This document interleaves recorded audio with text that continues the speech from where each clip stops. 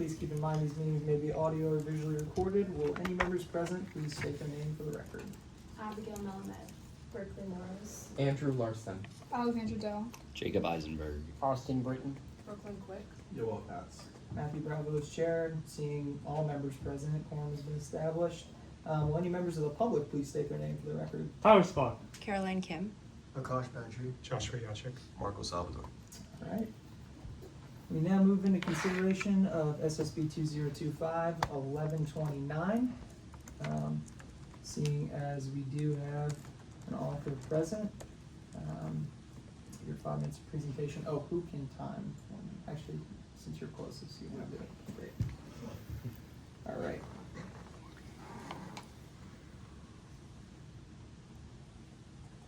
Go ahead whenever you're ready.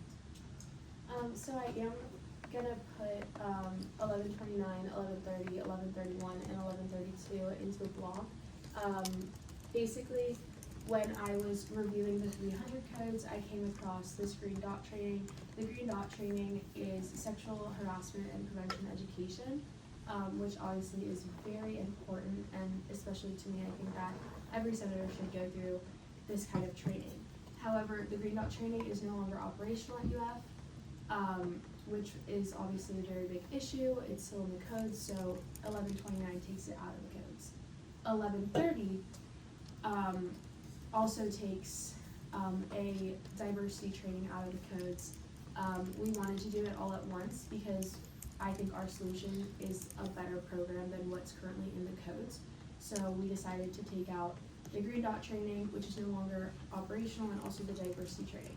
Not a single one of us here has ever received the diversity training. It's optional in the codes. What we did as a solution makes it not optional, which I think is a win-win for all of us.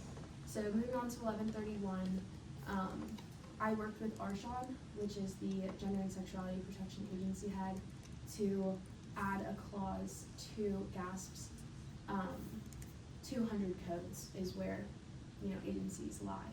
So I added in that GASP or their designee shall present a workshop on workplace safety, equality, and professionalism to the Student Senate. I've discussed this with Arshad. He would love to do it. He's a sponsor on the bill. This will incorporate sexual harassment training, microaggressions, stuff like diversity, anything and everything. I trust him and his ability to create an amazing training. There's also a clause that states that the workshop may be in conjunction with or separate from the workplace safety, equality, and professionalism workshop, also required by STAR. So if you move on to 1132, this is where we mandate it in STAR's codes as well, because we do want a little bit of that specialization in diversity, because we're getting rid of the diversity training in the codes. So now GASP and STAR are both mandated to give the workshops. They can be together, they can be separate. So it just depends on the agency heads whether they want to work together or not. And again, I did work with the STAR agency heads on Jolie Sethi and Lalia Holiday. So they are okay with this. They're very excited about giving these presentations, and I think that it will make Senate hopefully a much better place. I hope this is. All right.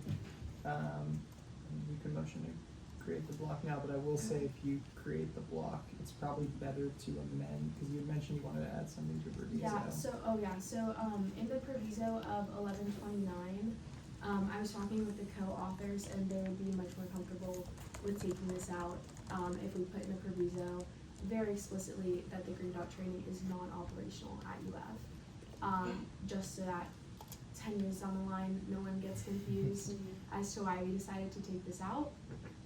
And then obviously in the proviso, we'll have to add in, it's in conjunction with 1131 and 1132 into both this and 1130.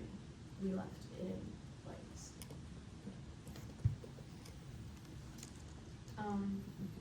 The motion for the blocks to amend it, we'll go through the stages. So we'll go to 5 minutes of question and answer for this specific bill. Does anybody have any questions? Can I ask questions about the other bills that we're intending to put them on a block? Or am I limited to this bill? I think for right now, let's do it this way. When we get to motions and we motion in a block, we'll rehear the block. Okay. That's the way Okay. I'll. I have questions, but they that only you can- pertain to those okay. main ones. That's So fine. that you can ask questions about the whole block, we'll do a rehearing of the block. That So, sounds good, yep. okay, so for this bill, any further questions? Okay, moving in 5 minutes of debate. Do we have any debate? Okay, now we move into motions. I move to put SSB 2025 on. I would amend first. Okay. Yeah. I move to amend SSB 2025-1129 by adding into the proviso, the green dot training is not operational at the University of Florida. So Oh, by unanimous consent. Alright. There's been a motion to add language to the proviso stating the green dot training was, what did Is you say? no longer operational Is no longer operational, at the University of Florida. operational at the University of Florida by unanimous consent. Are there any objections? I object actually. Do you wanna put the green dot training is no longer operational at the University of, or this is no longer operational at the University of Florida, hence the code revision? Okay. Okay, something like that. I move to amend SSB 2025-1129, by adding in the green dot training is no longer operational at the University of Florida, hence the code revision by unanimous consent. Okay, that motion has been made to add language to the proviso by unanimous consent. Are there any objections? Hearing none, the motion passes. And then should I amend the X's now as well? Because those are referencing specific bills, it's kind of like how I amend every Okay. student senate bill, yeah, at the top. As long as you clarified that, I don't see a problem with just me fixing it. I mean, we do that for every single senate bill anyway, so, Gotcha. if nobody on the committee has a problem with it, I don't, so. Sounds good. Okay, everybody wanna refresh and make sure we got that right?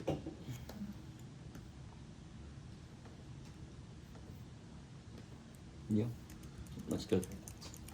Alright, now if you'd like to group the middle block, I think that'd be more appropriate. Okay, I move to put into a block SSB 2025-1129, SSB 2025-1130, SSB 2025-1131, and SSB 2025-1132 by unanimous consent. There's been a motion made to block together bills 1129, 1130, 1131, 1132 by unanimous consent. Do I hear any objections? Alright, hearing none, the motion passes. We are now in line to hear the block of bills from 1129 to 1132. Would you care to present or do you want to wait? Okay. We now move into 5 minutes of question and answer on the block. Do I hear any questions? This is a fantastic set of 4 bills. I'm not debating that in the slightest. I think this is stating something that doesn't work and addressing it so it does work. My only question is, and slight concern is, in the previous language, there was a mandated sort of time frame for having these trainings, and in these new ones, it says it can be in conjunction with the new senator orientation, but there's no time frame saying how often they have to have these trainings or when Yeah. they should be at. And I think, in my opinion, that would make it something there to make sure that these are in function year after year. So my question is, do you think that we should have that added, or? So because it's in the codes for GASP and STAR, every agency has to do it. Mhm. So it will happen every year. Like every agency has to give this presentation. And because senator terms are year long, everyone will hear it. If you guys want to add in like a time limit of like 15 minutes, I'm okay with that. But yeah, it basically mandates that they have to give the training. This is just a question for clarification. Will existing senators, so senators that were elected in the spring, be grandfathered into this clause, or will they also have to do the LSD training? Well, I think it's up to the discretion of GASP and STAR on when they give the training, whether that's this fall or this spring. Every agency has to do it, so it's not necessarily like a grandfathered in kind of thing. It's just we are asking a lot of these agency heads because they are the experts in these categories, I think, out of all of us. So I think that whether they want to give it every fall or every spring is up to them. It looks like, and it seems like you've worked very closely with the agency heads in question, which is awesome, and I trust that they're going to deliver a really great presentation. With the codes themselves, do you think it's possible that future chairs might not understand exactly what they should be presenting on, what topics, what material, or do you think that will not be an issue? I don't think that it's an issue. I think that agency heads discuss with other agency heads, especially, the tasks that they're given by the codes, because it's so mandated. If it's in the codes, they have to do it. I know that there's an open channel of communication in GASP and STAR. They're amazing agencies, and I have no worries that the agency heads that are passing on the torch will explain it to them. I think like workplace safety, equality, and professionalism are 3 great guidelines to go by. And then again, it's up to their discretion, the exact things that they can put. There's also nothing stating that agency heads can't reuse other agency heads' presentations. I'd like for them to tweak it to more up-to-date things, but again, it's kind of up to them. The way that I see it, we're asking a lot of them by mandating that they come into Senate and give them these presentations, so I don't think that we necessarily have to specify exactly what they need to say. I have full faith that they will pass the torch down in the proper way. Thank you. Yeah.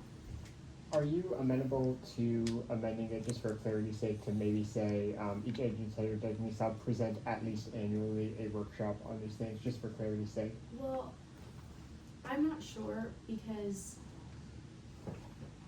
it's in the way that I understand the 200 codes and the way that Arshawn was explaining it to me, every agency head has to follow the code. So if it says that the GASP agency head shall present a workshop, that means every new agency head has to present a workshop. Mm-hmm. So it basically does say annually. If you want, like, again, I'm okay with amending it. If you want to make it clear by saying, shall present a workshop annually or once in their term, I would be okay with doing, once in their term, so that they could designate like when in that term they did it. Okay, any further questions? We now move into 5 minutes of debate. Are there any debate? Yeah, I think my point is just, I get what you're saying, and I think by default, it is like, once determined annually. I think, for myself, my opinion is having something on there saying at least annually or something in that regard ensures that when we're looking at it in the future, people know I have to do this at least once a year, I have to get this done, as opposed to being like, I have to fulfill all the requirements of the code. So at least for me, it would make it more clear. If the committee disagrees with that, then I'm fine with that, but that's my opinion on that at least. I mean, I think I'm siding with Austin on this one too. I think just even adding, it says in like 2394, the first edit for the GASP one, or their designee shall present. If we even just put and it says a workshop, we put once per their term or once throughout their time. It's not like it's going to change anything in the codes. If anything, it just makes it so that you don't have to go to a different section of the codes to look at it. So I don't mind it at all. It's not like it's really making any structural change, but it could just be easier on them. Yeah. And then did you guys also want to add in a time limit, and if so, what is that time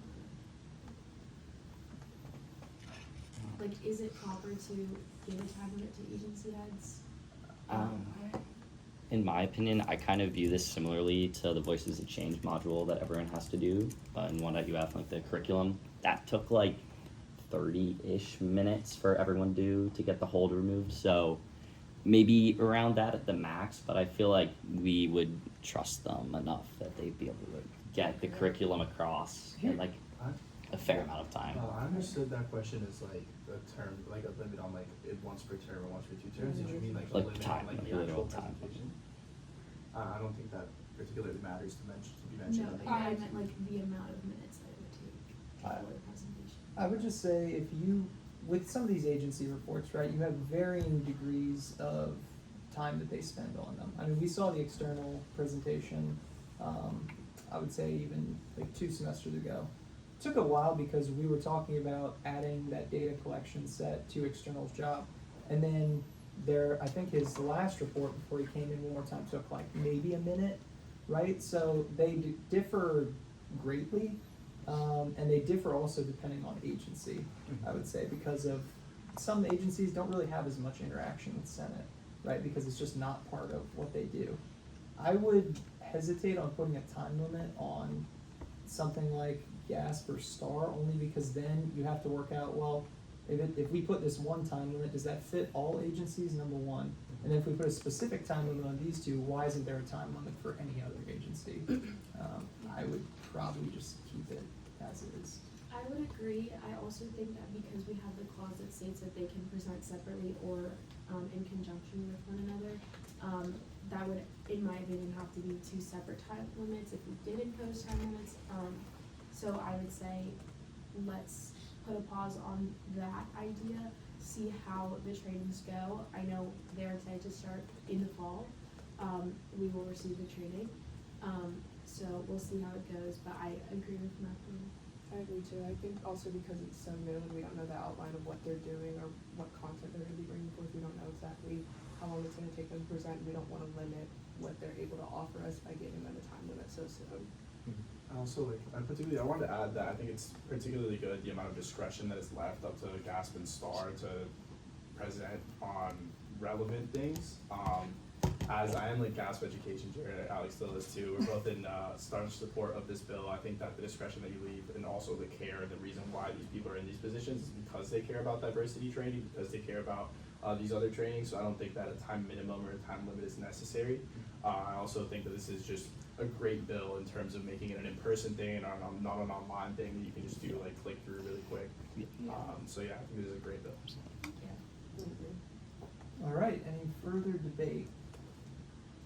Okay, seeing that, we now move into motions at this time. Do I hear any motions? I move to amend SSB 2025-1131 by adding in after or the designee shall present a workshop once per term on workplace safety. By unanimous consent. All right, there's been a motion made to add language to 239.4, to add the words once per term to 1131 in the block by unanimous consent. Are there any objections? Hearing none, the motion passes. Any other motions for the block? I move to amend SSB 2025-1132 by adding in after or their designee shall present a workshop once per term by unanimous consent. There's been a motion made to amend SSB 2025-1132 to add once per term to 224.7 by unanimous consent. Are there any objections? All right, hearing none, that motion passes.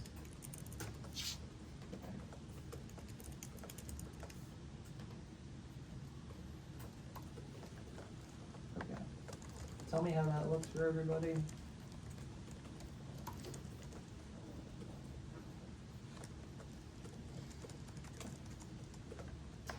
All right, any other motions for the block? I move to pass the aforementioned block by unanimous consent. There's been a motion made to pass the block of bills that includes SSB 2025-1129 through SSB 2025-1132 by unanimous consent. Are there any objections? All right, hearing none, that motion passes. Okay, we now move into SSB 2025-1133. Seeing as there is an author present, we will have 5 minutes of question and answer whenever you're ready. Well, this is kind of like the same situation that I'm gonna put 1133, 1134, 1135, and 1136 in the same block. All this is doing is changing grammar errors. I can walk you guys through it. In SSB 2025-1133, there's a grammar error that a change has to have, and then all of the pro, dash, and pores are removed to just pro tempore, there was not supposed to be a dash there. Same thing with 1134, removing the dashes, 1135, removing the dashes, and 1136, removing the dashes. This was not my idea, this was Julia's, so. I just wanted. I will go to Alright. We now have 5 minutes of question and answer on this specific bill. Do I hear any questions? Alright. This is a really minor thing. I know the secretaries have some leeway in modifying like typos and things within the codes. Are all of these things outside of the purview of what the secretaries could do without a bill revision? Yeah, I think Julia did ask. Okay. I also don't think that President Seifel would have asked us to do this if she didn't check. Like it's under my understanding that she did. Okay. Yeah, you know, sorry, we'll get into debate when we do this. Any more questions? Alright, now move into debate. Yeah, as far as some things that the Senate secretaries can edit, sometimes when I know we did this for certain sections of the codes, if you fix one thing throughout entire code and then you put in a proviso, like any other mentions of this specific grammar error, because we made a full effort to show like we were trying to fix this and pass a bill, if we missed any, you can edit them. That works and that's allowed, it's just to what extent, right? You know, you can't go in and ask them to modify whole sentences, but I think what we did it for was just changing, I think it was student activities and involvement, student engagement. Yeah. And, you know, luckily we didn't miss any, but we put in the proviso there, and Senator, or Chairwoman Odicula did this too with budget, that the Senate secretaries would be allowed to fix any that we missed, so. Just certain things like that. Does that apply to like rules and procedures as well, not just codes? Yeah, I would say so. Okay, any further debate? Alright, hearing none, we now move into motions at this time. I move to put SSB 2025, 1133, 1134, 1135, and 1136 into the finance consent. Alright, there's been a motion made to put SSB 2025, 1133, 34, 35, and 36 into a block by unanimous consent. Are there any objections? Hearing none, that motion passes. Are there any motions for the block? I move to pass the aforementioned block by unanimous consent. There's been a motion made to pass the aforementioned block by unanimous consent. Are there any objections? Alright, hearing none, that motion passes. Okay. We are now in line for SSB 2025, 1137. Seeing as there is no author or sponsor present, we will move into debate. I'll give everybody a minute or two, if everyone's okay with that, a minute or two of debate to start moving it over.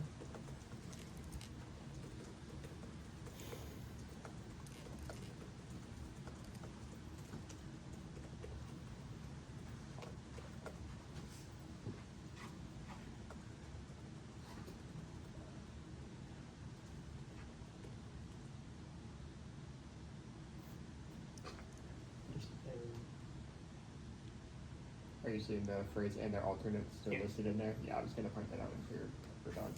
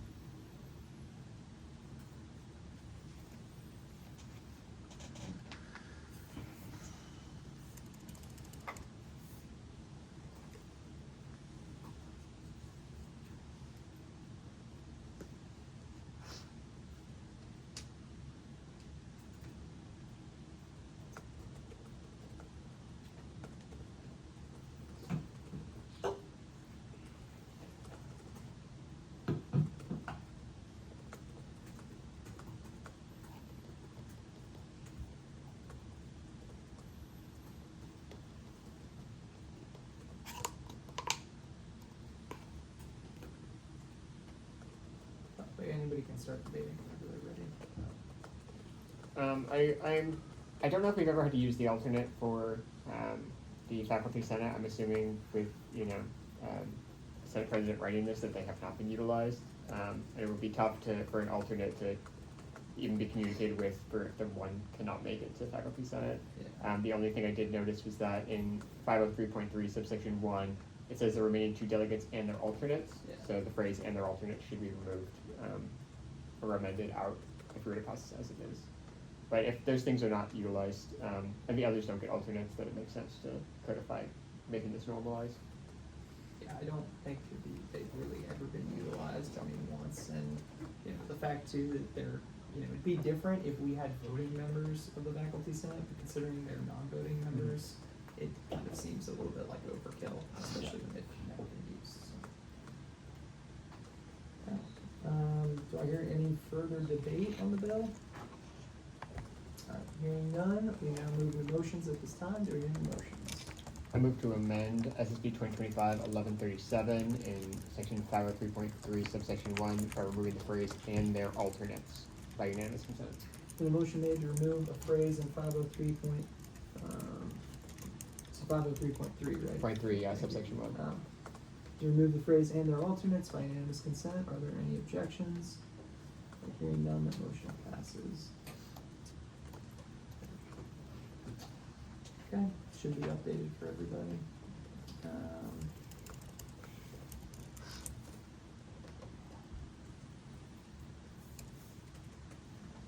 Okay, do I hear any other motions at this time?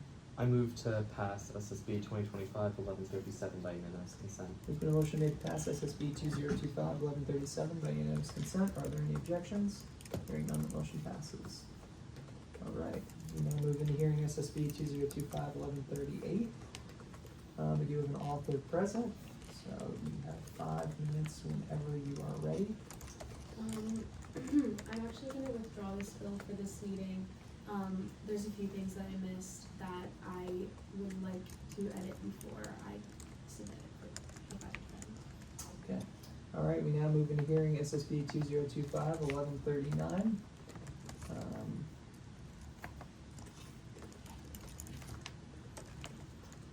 Okay, seeing as there is an author present, you have 5 minutes whenever you're ready. And I promise this is the last one. We grinded this week, we grinded. So the first edit that we made was removing 309.41 and 309.411. It outlines that a student senator who receives an unexcused absence from any duly notified compelled Senate meeting, which basically means any Senate meeting that was scheduled, shall be guilty of an offense against the student body. We don't know what an offense against the student body is. It is not defined, nor are the consequences. I have missed Senate meetings. I don't want to be guilty of an offense. I think that I trust the Rules and Ethics Committee to either approve or disapprove absences, and if a student senator receives too many, there are punishments. They will get kicked out of Senate. They will be put, I trust the Rules and Ethics Committee and the way that they deal with unexcused absences. And I think that naming every senator was an unexcused absence, an offense against the student body, doesn't really seem fitting, in my opinion. And then moving on down, this is just clarifying the languages for offenses against the student body. In 309.41, we changed the language from any student senator who votes for or attempts to vote for to any student senator who votes on behalf of or attempts to vote on behalf of.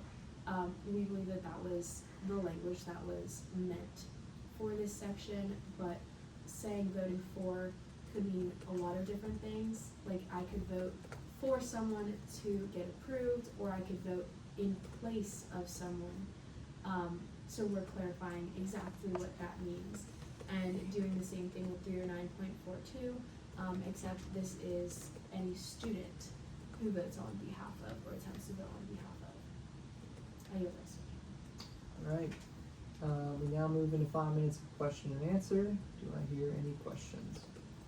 Since you mentioned that the offenses against the student body aren't mentioned elsewhere in the codes and they aren't clearly defined, do you think there is utility to leaving in the now amended wording regarding offenses against the student body, considering that's not really a thing in our codes? That's not up to me, I don't think. I think that I'd have to discuss it with the Rules and Ethics Chairwoman Colorado. she would know a lot more about offenses against the student body than I would, and probably so would President Borubai. I think that if they deem to define it one day, they may. If not, I don't think it's up to me to remove the entire section completely from the codes. It was obviously put in there for a reason, so again, I don't think that that's up to me. Okay, any further questions? Alright, we have 5 minutes of debate. I think the only thing I have to say about it is offense against the student body seems like a vestige kind of the old student honor court.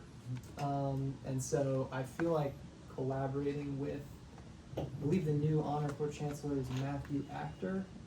That might be the best route if you want to determine kind of the definition of that. We'll kind of leave it up to him because I do know there were talks of the last honor court chancellor reviewing a lot of the codes that they have and taking out parts that just don't mean anything anymore, or have lost any substantial power. So. Yeah, I think that'd be something really important to review, because if saying we have an offense against the student body, if that means something entirely different to people who have to enforce that, like we should make sure we know what our codes say fully. But I think the cleanup is excellent and makes it at least clear in this sense that we're not making offense against the student body for just missing Senate. We have other provisions to deal with that. So Yeah, I agree with that. For this bill in specific, I feel like just keeping it at this keeps it more focused, and if we want to revisit it later, we can. Alright, any further debate? Alright, hearing none. Now moving to motions. Do I hear any motions at this time? I move to pass SSB 2025-1139 by unanimous consent. There's been a motion made to pass SSB 2025-1139 with unanimous consent. Are there any objections? Hearing none, the motion passes.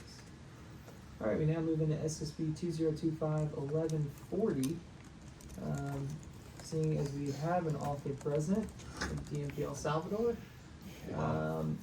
we now move, alright, I mean, you can stand back there if you want and present. I don't know if there's much space for me. It's alright. We Okay, now move into 5 minutes of presentation. Please present whenever you're ready. Thank you very much. I'd like to thank the chairman for calling me by my full time. Yeah, sure. That was fantastic. You know what? I'm not going to take much of your time with this. I think this is pretty self-explanatory. This is just rephrasing mentions of chairperson in regards to what is actually known today as agency heads and changing them to agency heads. I would like to add a proviso. I know the chairman mentioned it earlier, ensuring that if there are any other mentions of this across the rules and procedures, it'd be great if the Senate secretaries could definitely update that. I'm almost confident there might be only one more mention of agency or chairperson that I would like to change to agency head. And the only reason we're doing this is because, when we're nominating them on the floor, that's their actual title. So for the sake of uniformity and I think just continuing what it is, we might as well just change it to agency heads. So I yield the rest of my time. Alright, thank you. We have now 5 minutes of question and answer. Do I hear any questions? Now 5 minutes of debate. Do you want me to go look up the phrase that I used? Because I also borrowed it from Chairwoman Sarkar and then Chairwoman Adicula too. So Great. Yeah, that'd be fantastic. let me go look up for exact phrasing.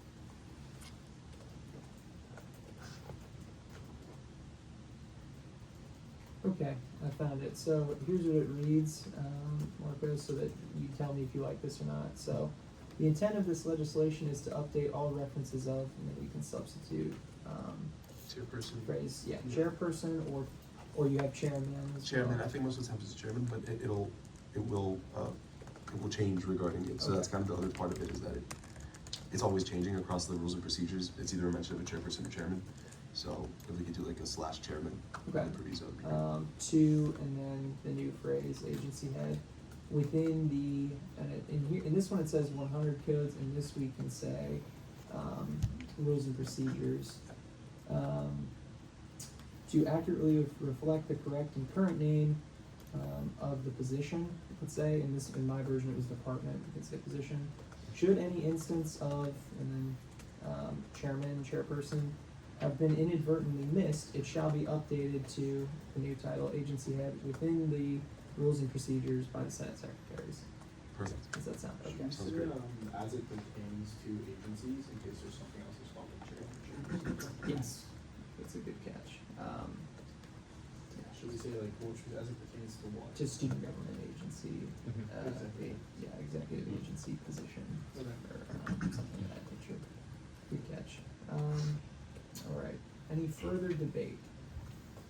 Okay, we now move into motions. Do I hear a motion to add a proviso that states, let me fix this real quick. Okay, a proviso that states the intent of this legislation is to update all references of chairman or chair/chairperson to agency head within the rules and procedures to accurately reflect the correct and current name of the position. Should any instances of chairman/chairperson have been inadvertently missed, it shall be updated to agency head/heads within the rules and procedures by the Senate secretaries. Do I hear that motion? All right. By unanimous consent, I should say. All right. I think that motion has been made by unanimous consent. Are there any objections? Hearing none, the motion passes. All right. Let's do this real quick.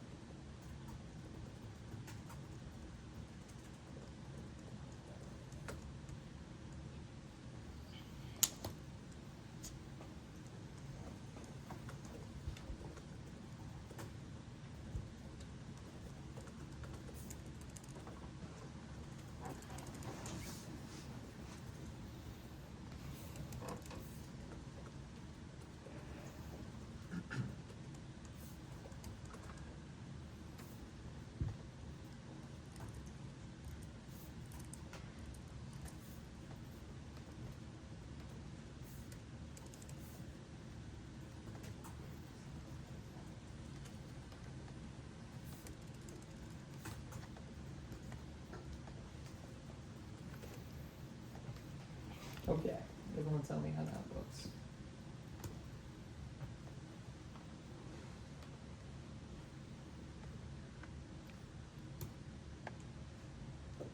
You spoke chairman. Well, in the codes, it has it listed as EN. That's why I put it like that. Yeah, I was gonna put it as AN, but for whatever, if you look at the second, Yeah, it the does say last chairman. two edits, I don't know why it's spelled like that. We can also add chairman to the other spelling, so, I mean, do I hear a motion to add chairman, in addition to those chairman and chairperson in the proviso by unanimous consent? So moved. Alright. Sorry, do I hear any objections to that motion? That motion passes. You said department lead? It should be changing, it should be edited now. Also, because sometimes it has to be agency heads, not just agency head, do we also have to put that in the proviso, like as an option? Yes, Should we just put parentheses as? yes, yeah, you wanna make that, I move to amend SSB 2025-1140 in the proviso by changing agency head to add parentheses as close parentheses at the end of head by unanimous consent. there's been a motion made, to update language in the proviso to add an S onto agency head by unanimous consent, are there any objections? Alright, hearing none, the motion passes. Okay, now it should be all good.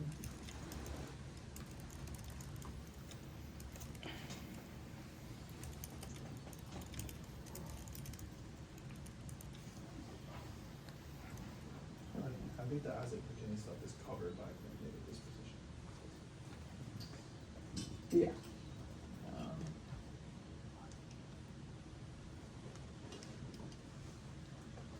Alright, do I hear any motions?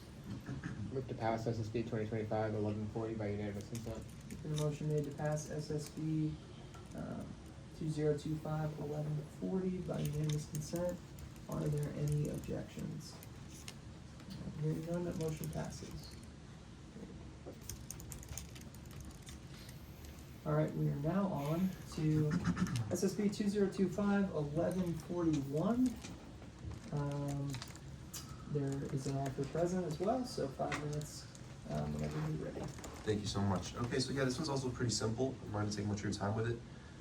This is Rule 11, Standing Committees of the Senate, subsection O.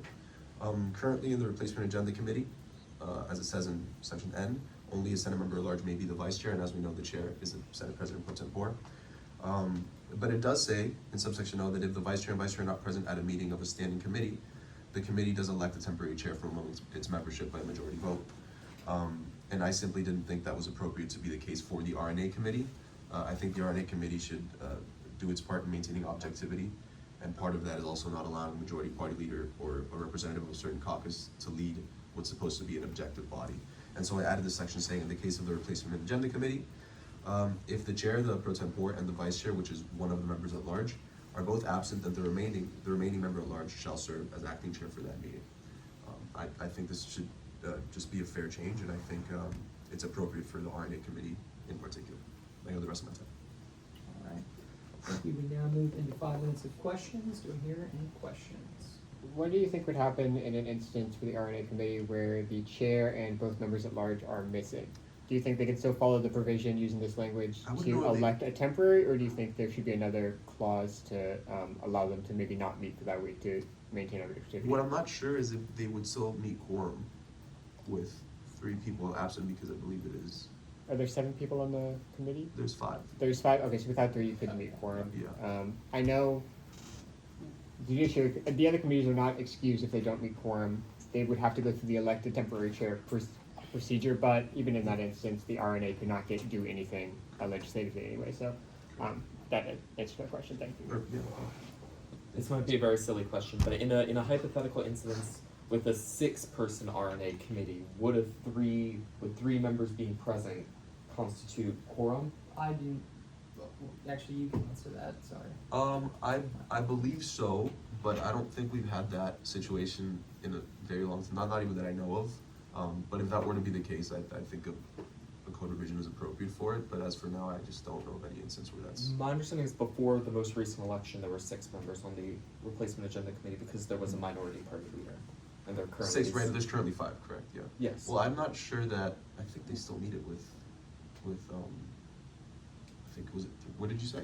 Exactly, what was your question exactly? I guess my question is, obviously this couldn't happen right now, but Right. in the future, if there was a meeting Yeah. where majority party leader, minority party leader, and Senate president were present, how would they choose the chair in that instance?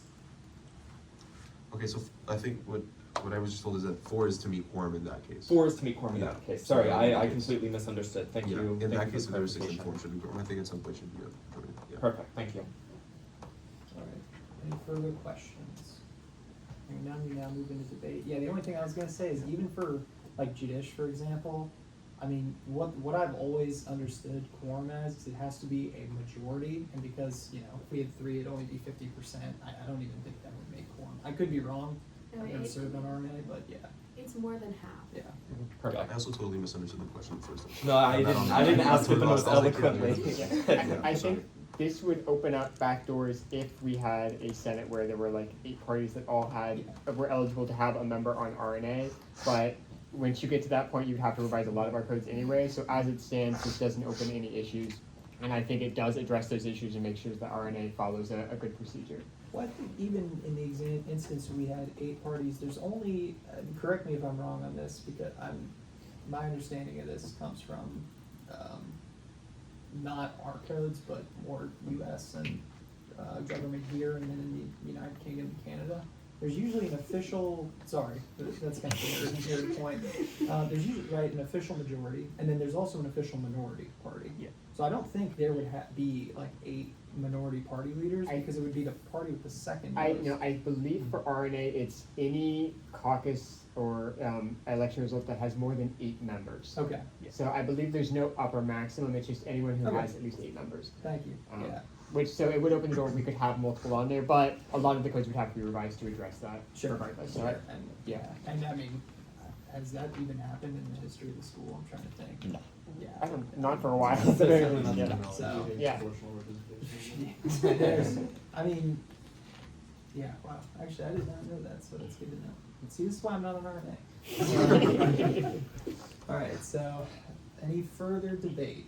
Yeah, I just think that this takes away the opportunity of having possible bias present in the RNA committee, which, I mean, the whole point is that it's unbiased and has equal representation. So just getting rid of that as an option. Yeah, irregardless of caucus, I really like the objectivity that this bill prioritizes and how it's a mal and not any majority party leader. So I agree with that. A lot of, I mean, in anything involving, you know, any position, really anywhere, you're gonna have some bias. The goal is to get it down to as low as physically possible, right? Yep. And this is a proactive step that we can take to ensure that we're lowering that even further, right? So, I think it's very cool. All right, any further debate? All right, hearing none, then, we now move into motions. Do I hear any motions at this time? I motion to pass SSB 2025-1141 by unanimous consent. There's been a motion made to pass SSB 2025-1141 by unanimous consent. Are there any objections? Hearing none, that motion passes. All right, we now move into hearing SSB 2025-1142. There is an author present, and 5 minutes whenever you're ready. Yeah, so sorry, guys. Yeah, okay, so, again, this one is honestly adding more specificity to the powers and duties of the President Pro Tempore. Or right now, as it states in the codes, is subsection III, it says, the President Pro Tempore of the Senate will serve as President of the Senate whenever that office becomes vacant, until such time as a successor may be chosen. But there was no necessary threshold or amount of time basically codified that stated when their interim period is over, and then therefore when the successor of the Senate President could be elected. And so all I did was rephrase it and say, in the event of the resignation, removal, or incapacity of the Senate President Pro Tempore shall assume the duties of the office in an acting capacity until a new Senate President is elected by the Senate. And I added that an election must be held no later than the second regular Senate meeting following the vacancy. So I just think that makes sure that we have the time limit and, just specificity on that fact. I yield the rest of my time. We now move into 5 minutes of question and answer. Do I hear any questions? I do have a question. So we do have under things like the Senate President and things like that, the rules of the election also state that whenever the office becomes vacant, we have to go through that election procedure. Do you think you are correct that we don't have saying that it has to be within a certain number of weeks? Do you think this is the best place to put that it has to be within 2 Senate meetings, or should we put it under the general election guidelines saying whenever it becomes vacant, you have 2 Senate elections to start filling those empty spots? I'd be amendable if it makes more sense to do it under the election guidelines if it's, better placed. I just addressed it directly on this subsection because I read it and in itself I didn't think it was specific enough. And I still don't think it's specific enough. I still feel like we should amend it in some way or another. But if the committee believes that it's better to place it somewhere else, I'm amendable to that. Okay, any further questions? All right, we now move into 5 minutes of debate. I don't know, I mean, I think, Austin, you bring up a very good point. I would have to, actually, I think it's probably best if we all go read that section. Yeah, I just pulled up the Senate President elections paragraph. Do you mind passing it over to you? Yeah, Thank and, you. the paragraph says that whenever it becomes vacant, but it doesn't say, you have to do it within X amount of Senate meetings after it becomes vacant, just whenever it becomes vacant. Which hasn't been an issue in the past, but it could be something that could use clarifying. I think it's a really good point. We should clarify Would it. there be an issue in leaving it here and then adding it later on It's to Rule 1, officers of the Senate. I think because it's in the same rule, we Page could 5. amend all of them at once. I think if we wanted to add it here, we could go back through and clarify things in the other election procedures later on, and this would act more of a stopgap to do it. We would just have to make sure we remove it later on so we don't have duplicated language. Yeah, I feel like it's, I mean, it is kind of semantics one way or the other. Do we wanna put it under the pro temp section or Senate President? I don't mind either way. It doesn't, I mean, as long as the author's amendable to it, it doesn't change the meaning of it at all. It just kind of makes it clarifies it for whoever's reading it, depending on what section we put it in, so. Yeah. Honestly, whatever everyone decides. is fine. I'm fine keeping it where it is for now. I think it might be a note just to go through later on, and maybe that might be something for other people looking at codes to go through the elections and make sure we have those timelines set up. And that, because it might be a bigger change, that should be a separate bill to modify this thing. So I'm fine keeping it where it is right now. I think it's an excellent addition and point to this bill, so. Alright, is there any further debate? I think this is great. I think the wording is improved. I think it's more clear, the intention there. And I think the addition of a time restriction is just a great idea. So I think this is a wonderful bill. Alright, I've been forgetting to do this, actually. Do we have more debate? No? Alright, we're now in line for final privilege. Completely forgot, I'm not gonna lie. You're up, unless you make. No, I want to thank Senator Britton for bringing up a good point. I didn't really consider it, but for future reference, that's something that maybe some other senator would like to take on. I'd be more than happy to even aid in that process as well. Thank you all for considering it and for liking it. I yield the rest of my time. Alright, we're now in line for any motions at this time. I move to pass SSB 2025-1142 by unanimous consent. There's been a motion made to pass SSB 2025-1142 by unanimous consent. Are there any objections? Hearing none, the motion passes. Alright, we now move into SSB 2025-1143. Seeing as there is an author present, 5 minutes whenever you're ready. Okay, fantastic. Thank you so much. So this one is also just a revision that I thought was necessary to make in terms of the rules and procedures. Currently, the Diversity, Equity, and Inclusion Liaison, as we have it, is meant to work with the Center for Inclusion and Multicultural Engagement, and unfortunately, that doesn't exist anymore. And so therefore it kind of leaves that section null and void at this point. And so what I did was essentially rephrase it. And although I think the subsections are more ambiguous than the original, because there isn't necessarily an office designated by the university that is meant to work with said liaison, I still think that having it in place is absolutely necessary in order for us as a Senate, obviously at the purview of the Senate President, to have a representative that can work in the areas of community and belonging for the Gator Nation. So I think it was a necessary change, whether we agree with it or not. I just think it's null and void at this point if the office doesn't exist. And I think this restructuring or rephrasing of it, if you will, is a good step forward. I yield the rest of my time. Alright, we now move into 5 minutes of question and answer. Any questions? Now move into 5 minutes of debate. We're here to debate. I feel like this is another example of finding an issue within the codes and not just saying let's strike it, but saying let's make it work and continue to have those same sort of things we had codified before, saying we want to do this, and just working with the kind of culture we live in. So I think this is an excellent way to adapt to the existing liaison that was kind of unable to continue functioning as it was, and say let's make something that can be functioning and continue to bring those things. So I think it's an excellent bill and excellent change here. I agree, and I applaud you for not just striking it out and like tossing it all away and creating something that works with our community. Alright, any further debate? None, we now move into final privilege. Thank you all. I appreciate your words, and I'm happy you guys agree with the bill. So hopefully it passes. I yield my time. Alright, we now move into motions. Are there any motions at this time? I move to pass SSB 2025-1143 by unanimous consent. A motion made to pass SSB 2025-1143 by unanimous consent. Are there any objections? Hearing none, the motion passes. Alright, we now move into SSB 2025-1144. Seeing as there is a sponsor present. Downgraded in title there. Yeah, no. 5 minutes whenever you're ready. You know what? I'm gonna wait my time on this one because it's Zach's bill, and I think you guys can definitely understand it. So I wait my time. Alright, I'll give everybody however long they need. I mean, we'll move then into, do you waive the question, or actually, anyone can ask him a question if you'd like. You don't have to answer if you don't know anything about it, but we now move into 5 minutes of question and answer. Okay, hearing no questions, we now move into 5 minutes of debate. I'll give everybody a little bit of time to read it.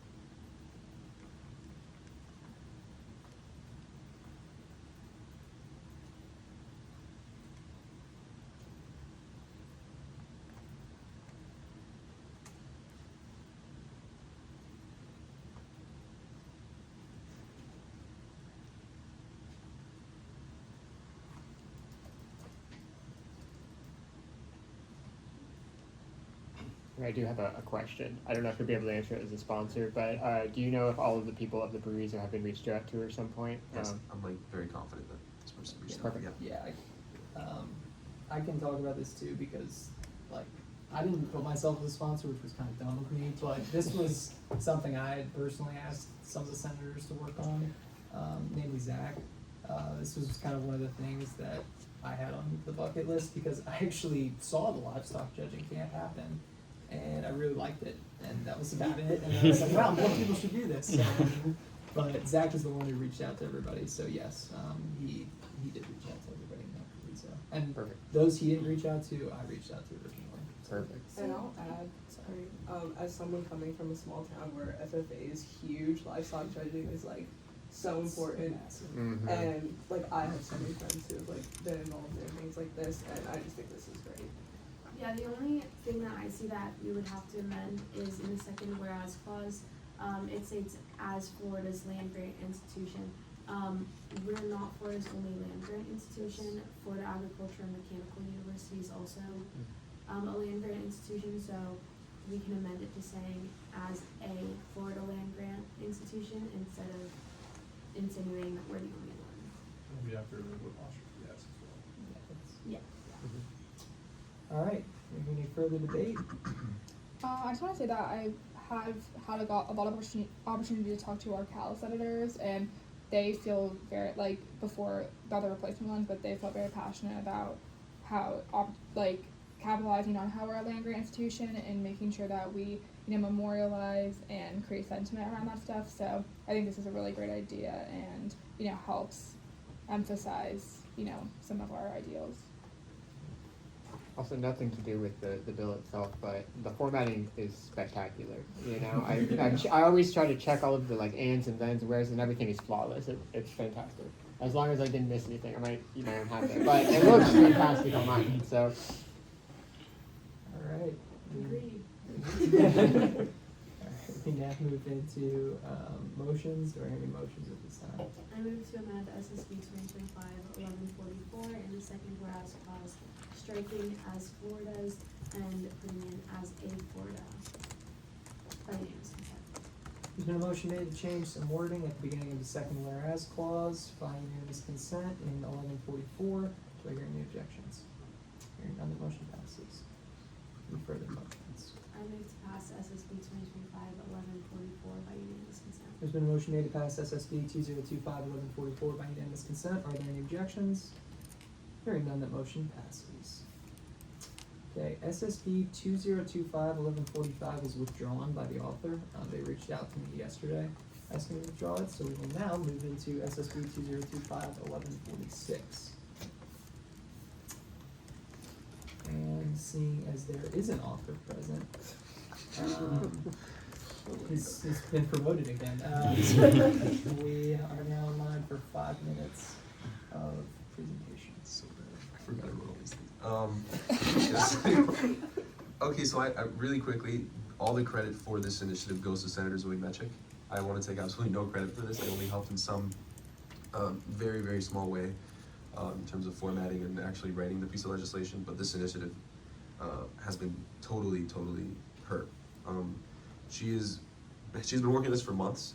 Something that she's really striving for is to hold essentially an arts fair this coming fall semester, where local Gainesville vendors can come to campus, showcase their artwork, and then hold it also as a networking opportunity for school, College of the Arts students to have professional development opportunities alongside local vendors. But really, the one doing their due diligence and their homework on this matter has been Zoe Mechik, and I know I've worked with her in trying to really kind of amend the means in which we were doing this, because originally it was really difficult.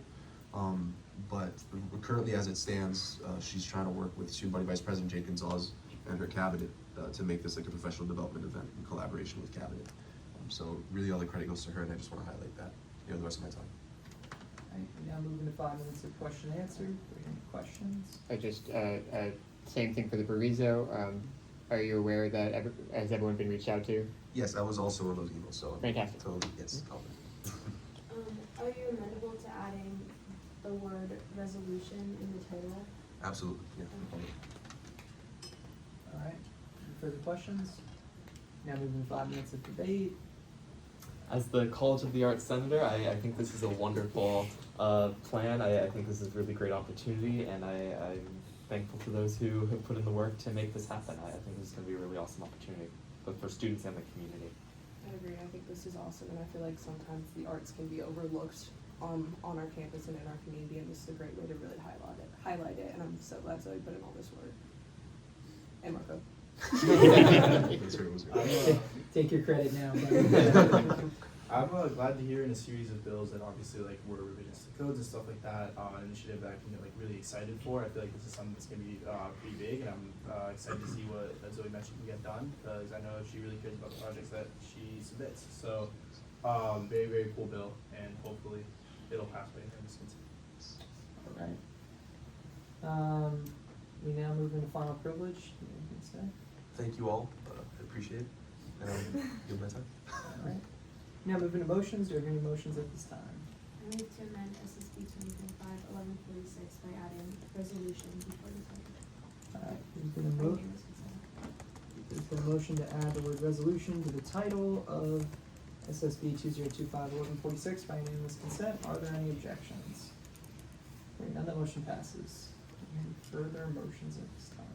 I move to pass SSB 2025-1146 by unanimous consent. There's been a motion made to pass SSB 2025-1146 by unanimous consent. Are there any objections? Hearing none, the motion passes.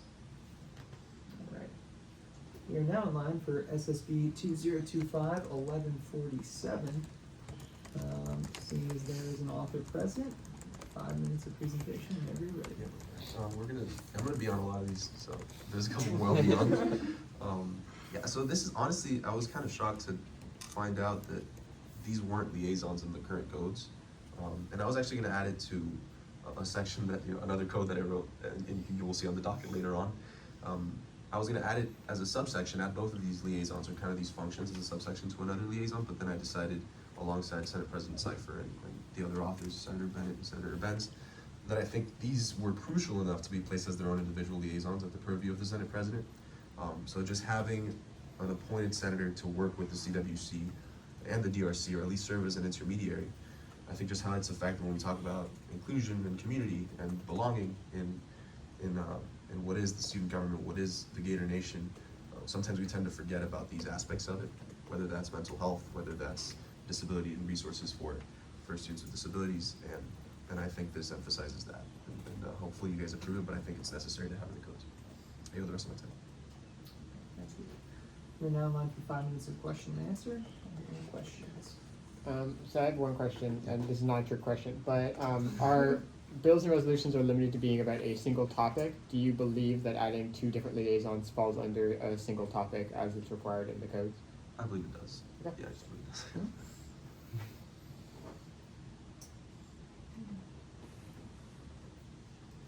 Alright, any further questions? Alright, we now move into 5 minutes of debate. Do I hear any debate? Touching on what Austin said a little bit, I think that I would agree with Senator Salvo, or DMPS Salvo, because It's getting all the hype. because I think that the act of adding in the new liaison is the topic of the bill. So though the 2 liaisons are separate sections, it's the overarching topic of just adding in new liaisons. So I would say that this focuses on kind of one task. And then as to the content of the bill, I think it's amazing. I know that currently Senate President Cipher does not have any liaisons. However, that's not to say that we shouldn't open the floor to future Senate presidents to add in the different kinds of liaisons that especially us senators are passionate about, so that they have the option of at least appointing those. But yeah, it's all, up to the Senate President, and seeing as she is a co-author, I'm very comfortable with passing this. I'd like to add, I know from just conversations with President Cipher that she has been reaching out to CWC and the DRC. She's had like several meetings with them, especially with like grief counseling and other stuff like that. So I think that it's an initiative that is very well set and encourages a relationship that has already been built over the past couple of months. We've had a lot of mental health initiatives, mental health ad hoc. So I think this is a proper next step in that direction to make it more permanent rather than a temporary move towards mental health. So I think this is an excellent bill. I'd also like to add, as far as the point of making it two separate bills, I think just purely in a sense of logistics, they're on the same page, they're in order, they're in the same section of the codes. So whereas maybe in other instances it might be necessary because it addresses different sections, this one addresses the same section and two subpoints to that section. So as even if they're different ideas, they're both points in the same section. So I think that at least logistically it works out. I fully agree. I believe it's about one topic. It was not a trick question. I believe it is one, but I think this is closer to the idea of having two topics than we typically are, and I felt it was good to have that discussion, say it's one topic and why we think it is. I believe because they're both liaisons, they're both fulfilling needs that obviously the Senate President is very ambitious about working with. It makes sense to add them all at the same point and get them added onto the roster. So.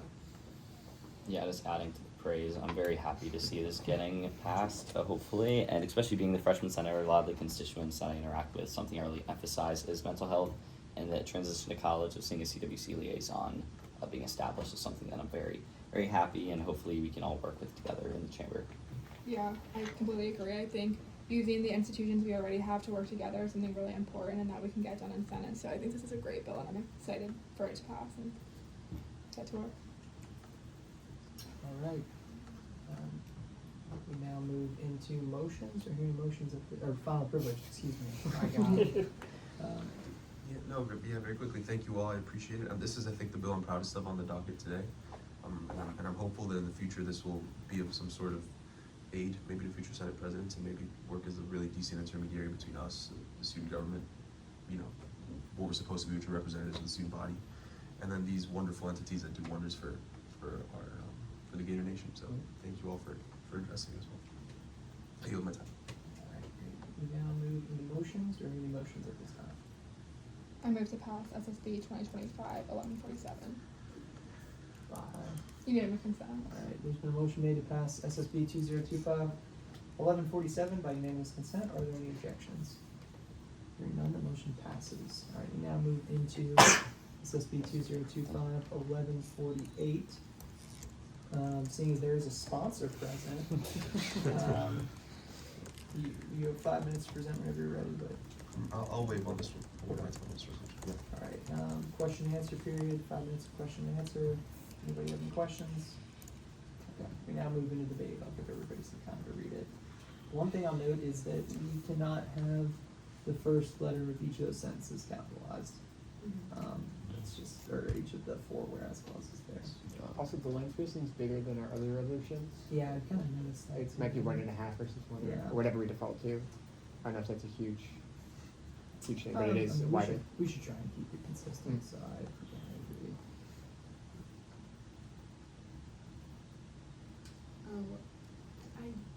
I did have a question for Murder, just seeing it right now. In the proviso, it states the Disability Affairs Executive Secretary Linda Linsky, and then it says, and Amanda Badalamenti. What is Amanda's title? Is she also a Disability Affairs Executive Secretary? Like, I think she's cabinet director. Yes, I believe so. I believe she's an executive secretary, if I'm not mistaken. okay, because I would, if we knew what her position is, I would. Or is she a cabinet director for disability? I think she's cabinet. Yeah, I think you're right. Yeah, don't cabinet know. director for disability. Okay, then I think we should add in her title, Totally. seeing as we add in, Melinda Linsky's title as the executive secretary. So if we have like the proper name for that, I would like to add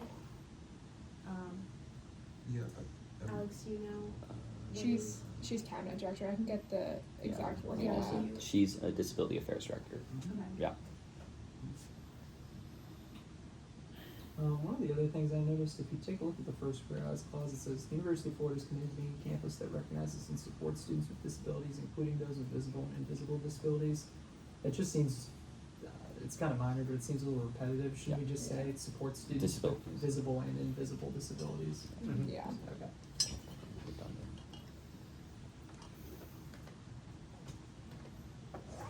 always checking attendance? I mean, no senators messaged me, yeah, I mean, that was originally the plan, but I didn't wanna have everybody running back and forth, especially when we're going through these pretty quickly and doing votes, so.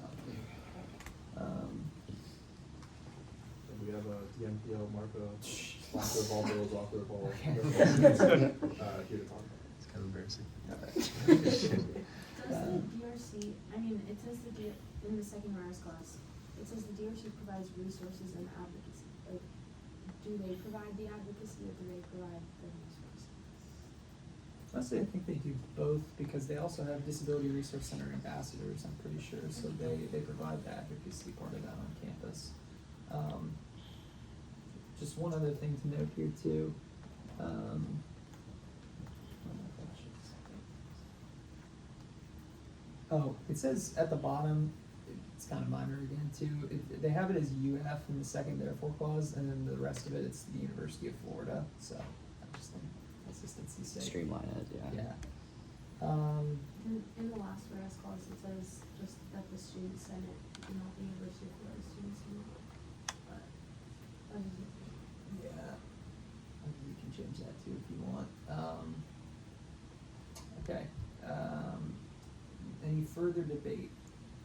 This might be a small tweak, just with the phrasing of the proviso and like this with them saying the aiding and the creation of the bill. Would we want to put those two people in the sponsor line, or would that be up to the authors? Or I don't think Just they with the can wording. be in the sponsor line Okay. because of their positions. Got it. So, Got it. yeah. Clarification. Okay. Do I hear any motion, or, I guess we move to final privilege now. Do you waive? I waive my time. Alright, we now move into motions. I move to amend SSB 2025-1148 by removing the capitalized letters at the beginning of each whereas clause and replacing them with undercase items. There's been a motion made, oh, you can actually say except for October. Except for October, Yeah. because it is in Alright, a motion has been made to reduce the capitalizing to lowercase for 3 to 4 whereas clauses by unanimous consent. Are there any objections? Hearing none, the motion is passed. Do I hear a motion to strike the phrase, or to strike UF in the second therefore clause and replace it with University of Florida by unanimous consent? So moved. Are there any objections? Hearing none, the motion passes.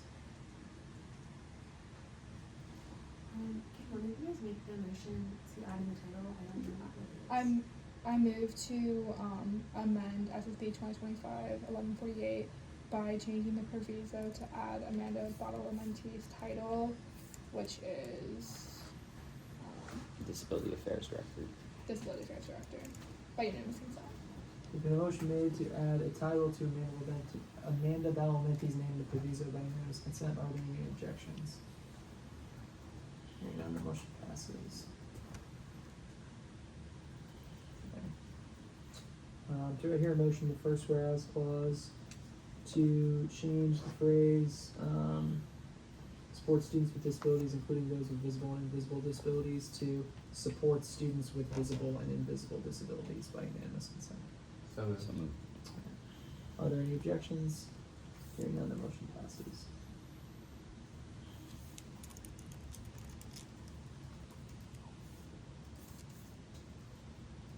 I move to amend SSB 2025-1148 in the second therefore clause, changing the words UF to the University of Florida. By unanimous consent. We already made that motion. Yeah, no worries. I move to amend SB 2025-1148 in the final therefore clause, so it starts with that the University of Florida Student Senate encourages by unanimous consent. A motion made to add the University of Florida to the final therefore clause before the word student senate by unanimous consent. Are there any objections? Hearing none, the motion passes. I don't know what spacing you want for this. Let's check what spacing it is.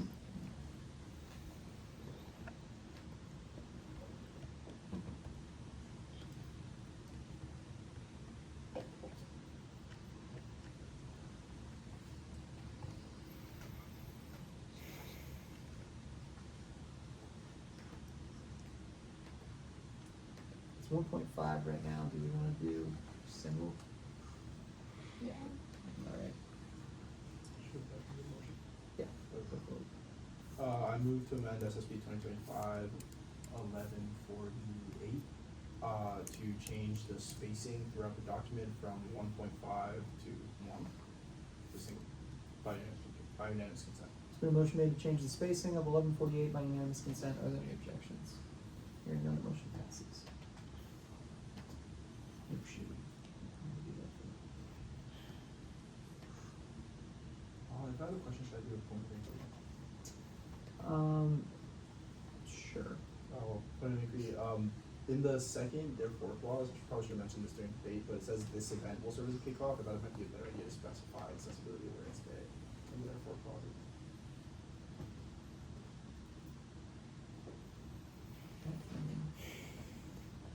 If everybody's amenable to that, move forward. Okay. I move to amend SSB 2025-1148, in the second therefore clause by replacing this event with accessibility awareness day by unanimous consent. Been a motion made to replace wording this event to Accessibility Awareness Day in the second to last therefore clause, correct? By unanimous consent. Are there any objections? Alright, hearing none, the motion passes.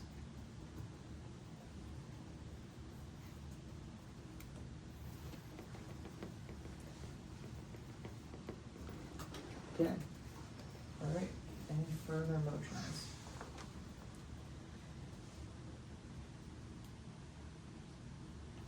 I move to pass SSB 2025-1148 by unanimous consent. There's been a motion made to pass SSB 2025-1148 by unanimous consent. Are there any objections? Hearing none, the motion passes. Alright, we now move into SSB 2025-1149. Seeing as there's an author present, we now move into 5 minutes of presentation whenever you're ready. Yeah, so, this one might receive a little more pushback and, very welcome questions. But the other authors and myself believe that, for context, currently, you need a 1/5 vote of the chamber. If a senator objects to a recess called by the Senate President, to actually sustain that objection, and therefore the recess is overruled. We thought it was a very small number, and this is also depending on how much we meet quorum by, so this could be a very small number of senators, and we think it could be to a point where it's so insignificant that really stalling Senate business by such a small number of senators is really unnecessary. And also to reflect the current federal government system, both in the House and in the Senate, a simple majority is what's needed to sustain an objection to a recess called by the Senate President or the Speaker.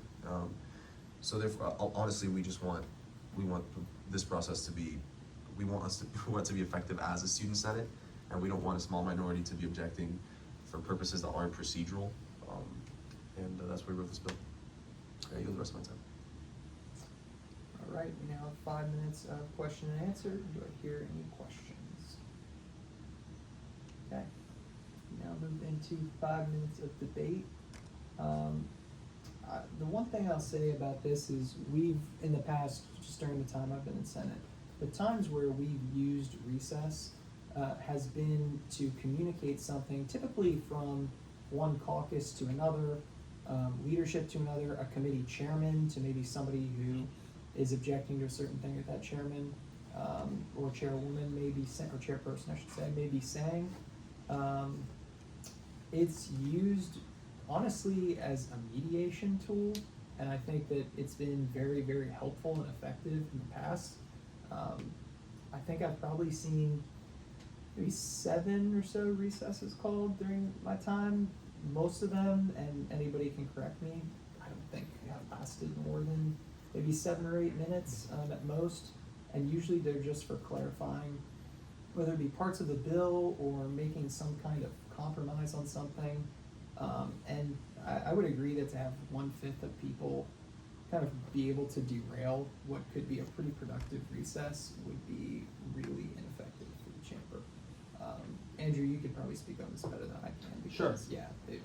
I agree that every instance I've seen of recesses being used, the vast majority of recesses I've seen called in my time in the chamber was last summer, when there was a larger minority party, and it was basically always used as an opportunity for the two caucuses to communicate. I personally was not involved in party leadership at the time, so I typically wasn't involved in those conversations that happened during recess. However, in my experience, they were helpful. I've been here for quite a while, and I've never seen recesses abused by the Senate president, and that's under a number of different Senate presidents. I think I'm on my third Senate president by now. So I agree that the recesses are not typically an issue, and I therefore don't have any particular qualms with this bill. It makes sense for how procedural recesses can be. It makes sense to have a majority rather than such a small minority. So I do not have any qualms with this bill, and I think it should pass. Yeah, I think Robert's rules by default means you need a majority to go against those motions. I don't think in my time in Senate I've ever seen someone object to a recess regardless because they are such useful tools. But I think this could be an issue if a minority really wanted to make an issue, and I think objecting to a recess that can be a really productive time will just further slow down the Senate. So I think making it a majority makes sense, and it's an easy change. alright. Do I hear any further debate? Alright, hearing none, we move back to the final privilege.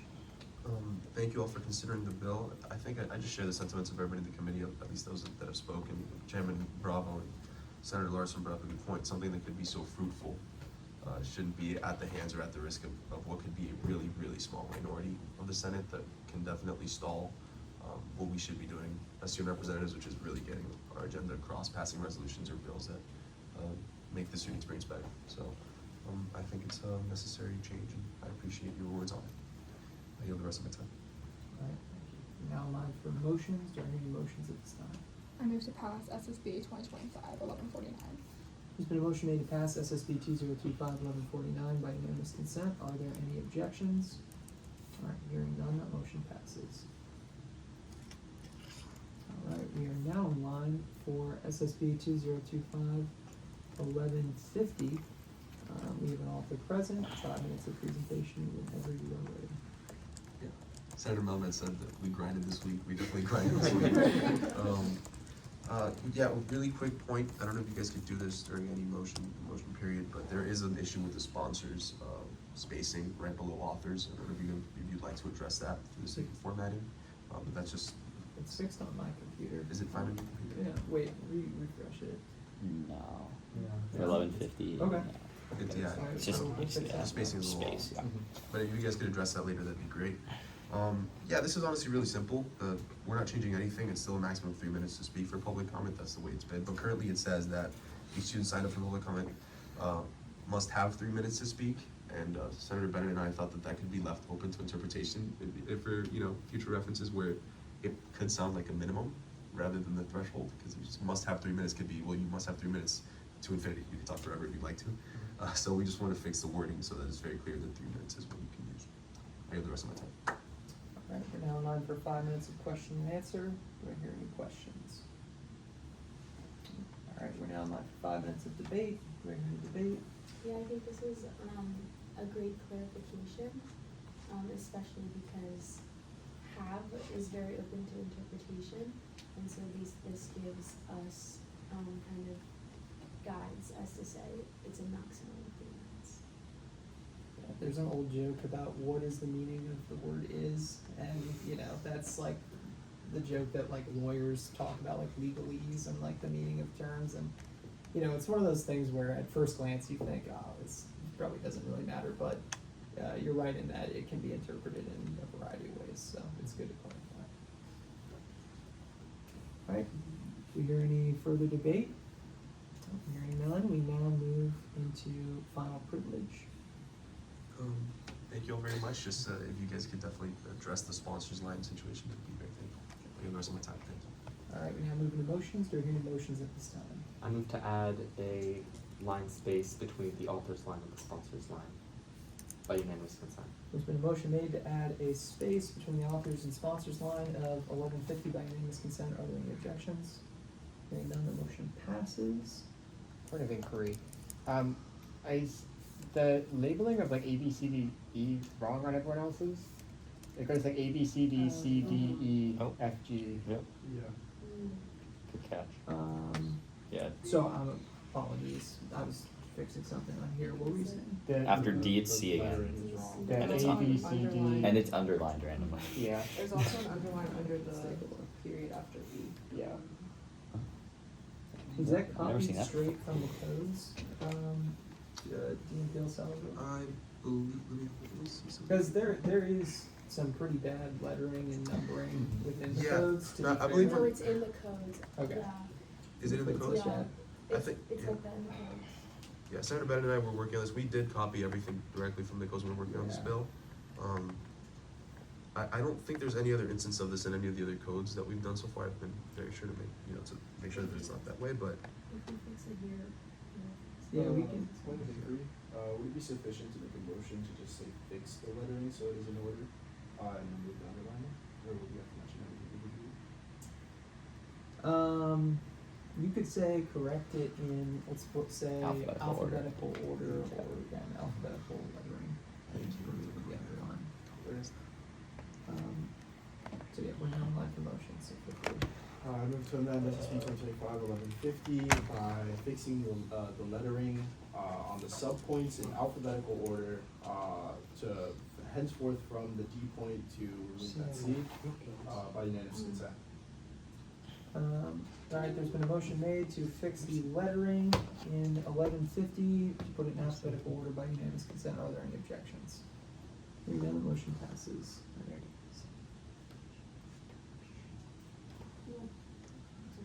Did we remove the underlines on that? The underlines, excuse me, I don't- by unanimous Oh, it's consent. wrong. What? I think I retribuced it.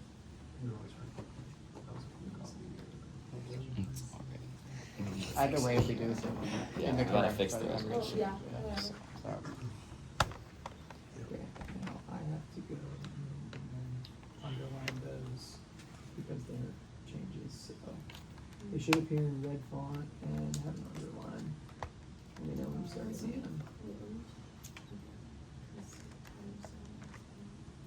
Okay, I see it in order. I think there's 11 less. There's something. I just did Yeah, there is period. on the last one. Yeah, there's no J or K. I have J on here. Let me refresh it then. We just have a period. Yeah. That's weird. I see a G on the actual code. Maybe just make it a second. There we go. There we go. Yeah, that looks Yep. appropriate. Okay. I believe D was correct and then everything from D down had to be changed. Yeah. Yes, and then, What E was the C? Yeah. and then Yeah, you, so, yeah, I think that's one as well, I don't know if that's that way. Yeah, no, it is on mine. I'm Okay. sure it pops up that way on yours. I'll give it a second. and you have it underlined to remove the underline. Yeah. Okay, that's what I thought. Yeah, you don't. yeah, Yeah, it's, it's still the same E. Oh, I see, K, B, C, D, E. Yeah. Yeah. It's good. We got there, guys. Yeah. I knew we knew the alphabet. Yeah, I see it. That's where they paste the big bucks. Exactly. Let me see. Alright. Okay. Do I hear any further motions? Motion to pass SSB 2025-1150 by unanimous consent. There's been a motion made to pass SSB 2025-1150 by unanimous consent. Are there any objections? Hearing none, the motion passes.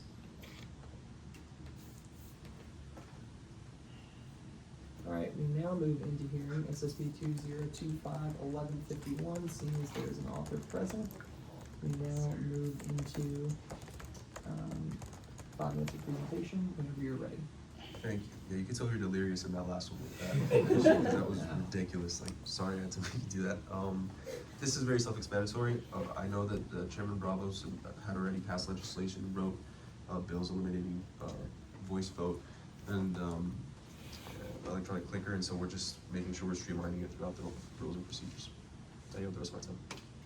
Alright, 5 minutes of questions beginning now. You might not know, I'm just asking Do you know if there's any other places where those electronic clickers are brought up? Because I do remember summer A, we passed something also removing them the codes, so I'm just curious if there's other places where they might be mentioned. If I'm not mistaken, that's my knowledge on rules and procedures. Okay, alone. awesome. In terms of mentions of it, I couldn't tell you if there was any other mention of the code. Got Do I hear any further questions? Do you know if there are any other points where a voice vote is called for in the codes? Because this removes the ability of someone if they doubt a voice vote, which if there's something that requires a voice vote and now you cannot contest it, that might be a limitation there. But I know by default we do rising vote and that's in there. Yeah, I'm not totally sure actually in regards to your question, but I know that by default we do rising vote, which I just would have Yeah. added as the only codified way of doing so. But I just think it makes sure ensures that we're streamlining business the way we always do it. Any further questions? Okay, we're now in line for debate. I actually do see one mention of it in this bill. Oh, we did. If you go down to E, yeah, section E, it says, voting records for all senators Yeah. shall be collected and Yeah. maintained automatically by the electronic clicker software. All voting records shall be maintained in the Senate collection of public records. And you can just strike the first sentence in that and keep the second part of it. Yeah, as Senator Salvador knows, I have a massive issue with the fact that this electronic clickers thing is They never, still in here. and they It's never like existed. They never It's never been existed. used, it's Sorry. really inefficient, and it doesn't do anything, so. Could we put something in the proviso where we're like, Okay, so she asked the same thing. Yeah. Here's what I'm. great minds? Yeah. But here's what I'll say to that. Because this is, as much as I would love to, believe me, this would be like my number one pet peeve. I would not allow that only because that is a procedural change. And this It's a is, change, changing the That's fair. voting procedure of the Senate. It's a lot more than a grammatical clarification, which is why it's tedious, and as much as I really, really want to, I will say no. we've got to find a one by one. All right. so, That's yeah. just my interpretation of it. Look, when I get fired and you find a new judiciary, you can have a different ruling on it, but I'm gonna play it by what I think's the book, so. I'd like to point out to DMP El Salvador that I Control F the rules and procedures and there's 18 mentions of electronic clickers. Oh. Didn't see So that one. I guess we're grinding for the next week. Yeah. Yeah. There's, so the ones that I took out were all in I think the voting section Yes. of how senators vote. There are other references to it that are not part of how senators vote. I think in regards to like attendance and other things like that. To be honest, I should have probably written those. I didn't really care in the moment because I really just wanted the voting ones out of the way because that takes away literally 99% of everything they do. But yeah, if anybody on this committee wants to work with me of taking those out, I will be happy to do so. Or Senator Salvador. That leads to it. So, Yeah, you. I was gonna mention, we probably, so we're editing everywhere in divisions as well, where it mentions vote by voice or rising, we're only changing it to rising vote, so like point 3 in C3. That makes sense. yeah, I see that there. Yeah. I would say that we should leave that in there in case there are other instances of requiring a voice vote without being sure. And I would agree with Austin on that. Well, then wouldn't the language in C change because this is specific to C? That would be result of a rising vote or a voice vote. And all we do is strike the electronic clicker part of it. We could just say that whenever a member doubts the results of any vote, Of a vote. right? Because that's what we're saying essentially, because the default is rising votes. That's fine. Yeah, I mean, as long as it's amendable to the author and you can address this in final privilege too, like, I have no issue with that.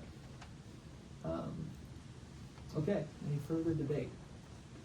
We're now moving to final privilege. Yes, thank you again. Yeah, we were kind of focusing on voting instances of mentions of electronic clicker, which is why I think we missed so many. But those are the instances we were to focus on. I also missed E, which is really blatant, but because I think when we were reading it, we kind of looked over voting records for all senators and thought it was a voting records part of the statutes, and we kind of ignored the fact that it mentioned electronic clicker as well.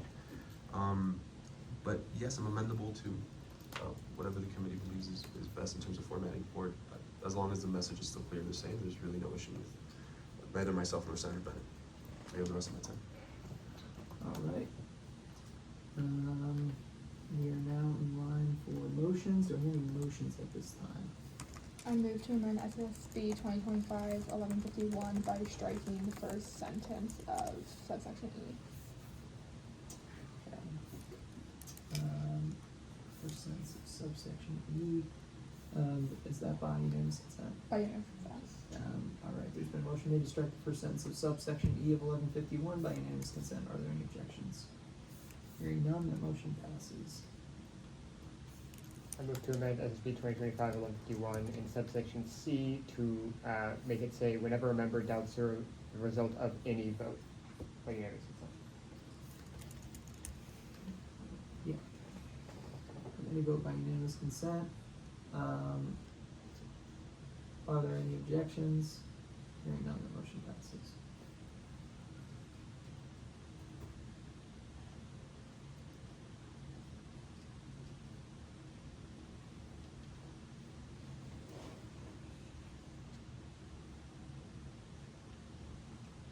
Okay. Do I have any further motions at this time? I move to pass SSB 2025-1151 by unanimous consent. There's been a motion made to pass SSB 2025-1151 by unanimous consent. Are there any objections?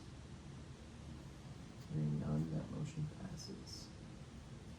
Alright, we are now in line for SSB 2025-1152.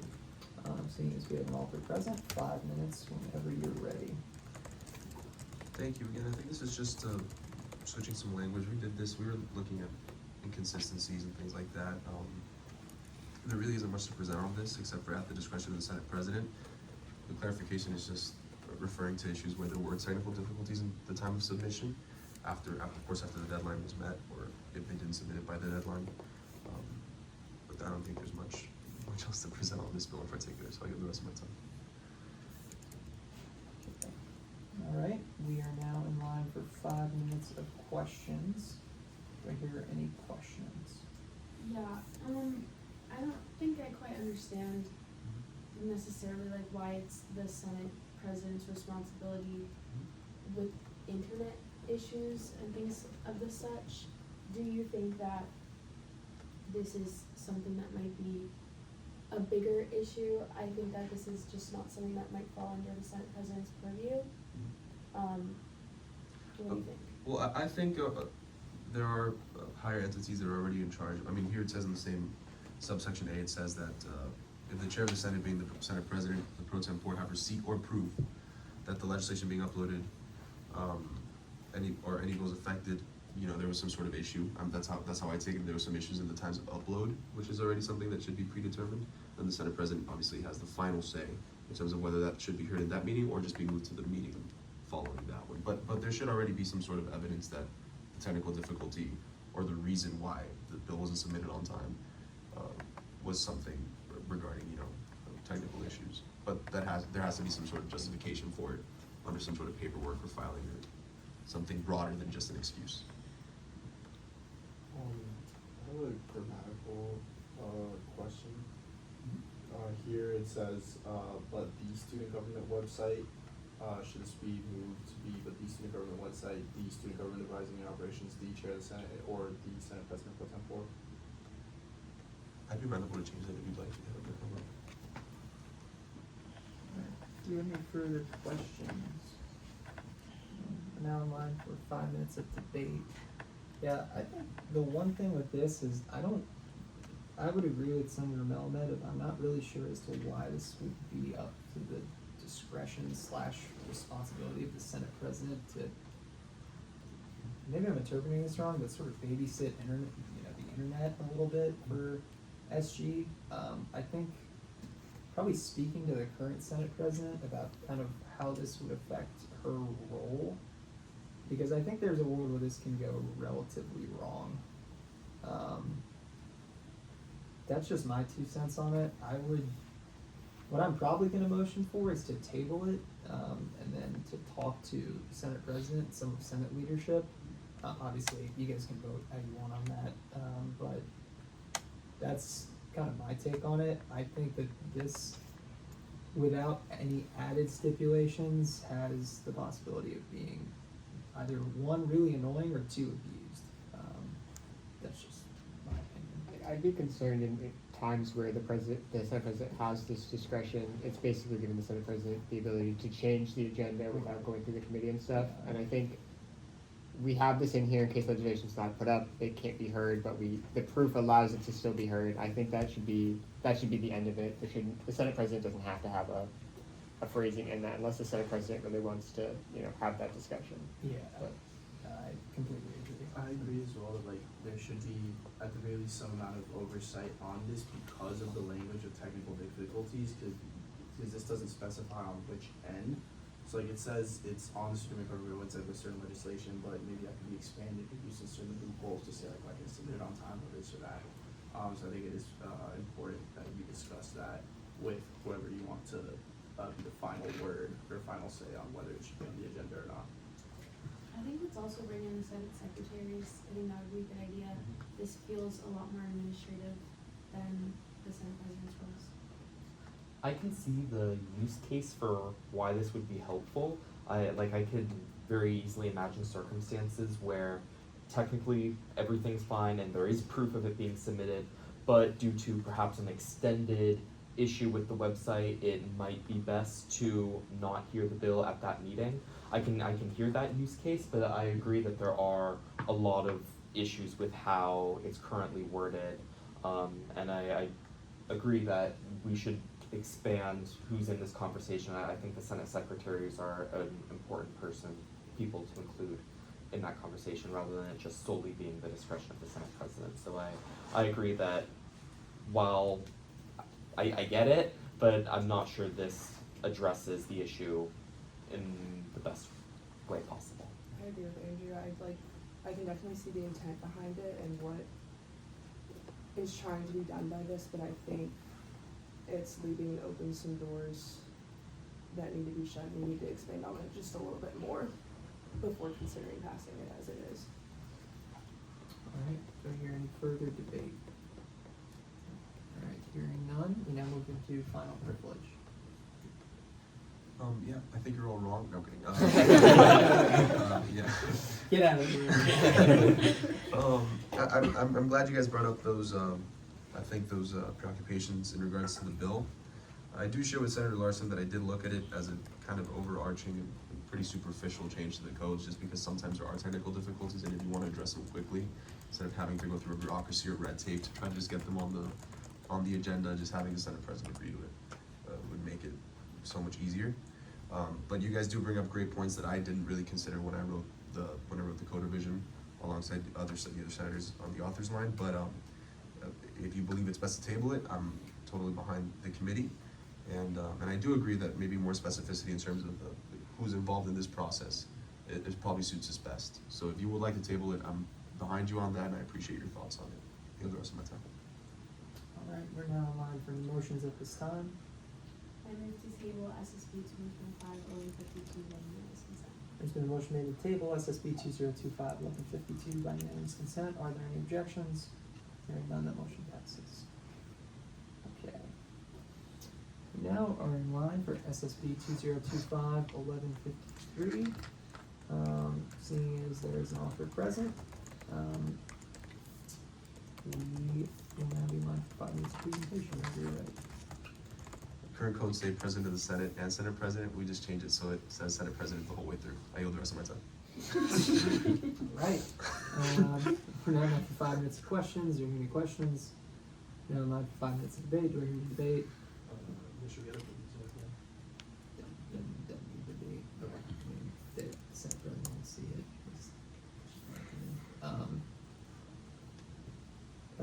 Okay, now we're in line for final privilege. I wait. Thank you. All right, and we're now in line for any motions at this time. I move to pass SSB 2025-1153 by unanimous consent. There's been a motion made to pass SSB 2025-1153 by unanimous consent. Are there any objections? Hearing none, that motion passes. Okay. We're now in line for SSB 2025-1154. Seeing as there are actually multiple authors present,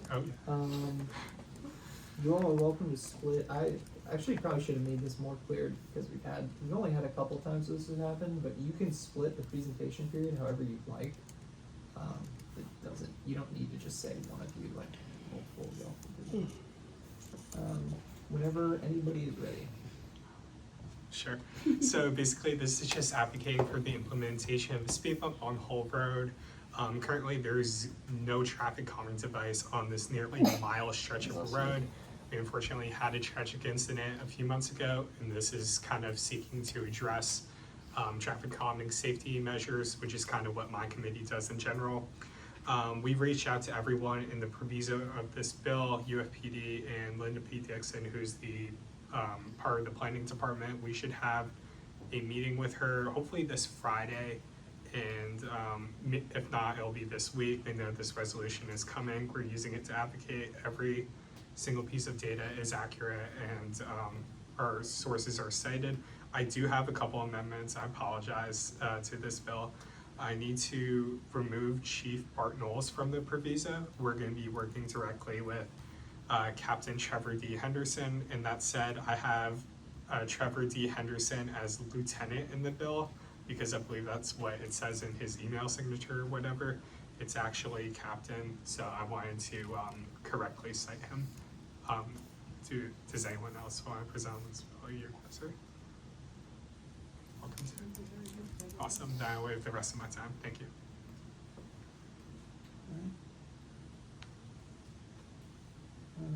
We now move into 5 minutes of question and answer. Are there any questions on the bill? In the fifth whereas clause, where it says those statistics saying that there's been 400 traffic crashes, directly affecting 1,267 people, are those exact numbers? Would we want to ballpark it, say about, like how is that quantified, how many people it's affected? You know, that's just my only issue. I think like we'd never know how many people a single car crash affects. Yeah, so great question. I think so we were trying to reach out to UFPD to have the most accurate data, and mainly the data on here isn't the most accurate, but it's the only public source of data that is provided by the city of Gainesville. So the numbers according to the website are accurate to what's on the website. I do agree with you that maybe changing it to about a certain number would be better. We reached out, we had Emma Mikowski, the executive secretary of campus safety, reach out to UFPD about a month ago, and they still haven't gotten back to us. We reached out for an update about a week ago. They said it was going slow, so I unfortunately don't think we'll have those numbers, especially for in the resolution, but I am perfectly amendable for saying something like there have been over 400 traffic crashes. Yeah, Or something about, like that. Yeah. About over. And around 1,200 people, or over 1,000 people. Can we get rid of directly affecting? I mean, I just don't know how to quantify Yeah. something like that, and I don't want to put Well, so a guesstimate. yes, so in the city of Gainesville's open data portal, which is what's cited, they have different columns for statistics, and one of them is how many people it directly affects per each car crash. It's a little difficult to determine whether the location is directly on Hull Road or the intersection that Hull Road's a part of, and then one could kind of ask, well, is the speed on Hull Road affecting that intersection too, which those car crashes might be involved with that, so we're including those statistics. That's why those people are directly are included. We don't have to include that though, it's just to make it sound a little better. Okay, thank you. All right. Any further questions? We are now in line for debate. Is there any debate? I'm really excited about this bill. We've been working on it for a while. Josh is putting so much work. I'm glad to see it finally coming through Judish, and I think with these few changes that this could really impact our community and the infrastructure that we're trying to implement on Hull Road.